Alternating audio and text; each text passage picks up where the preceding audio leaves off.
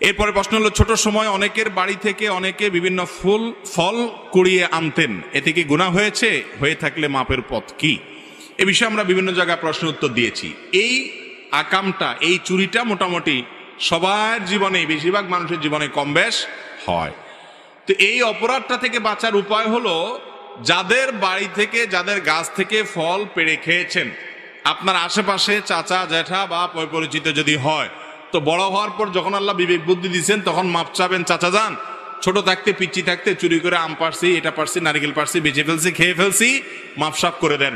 কেউ এটা আটকে রাখার কথা না। আপনি মাপ চাইলে কি করবে? মাফ করে দিবে ইনশাল্লাহ, মাপ চেয়ে নিবেন। আর যদি তাদেরকে পাওয়া না যায়, বা কতজনের কাছ থেকে খেয়েছি কোনো হিসাব নাই, বেহিসাবে চুরি করেছেন, এরকম যদি হয়, তাহলে একটা ফিগার আনুমানিক 500, 1000, 2000, 3000, এর বেশি হবে না, সবগুলো মিলায় দাম, এটা আল্লাহ রাস্তা দান করে দিবেন ওই ব্যক্তিদের পক্ষ থেকে যাদেরকে খুঁজে বের করা সম্ভব না। কিন্তু দিতে হবে, কারণ দায় মুক্ত আপনাকে হওয়া লাগবে।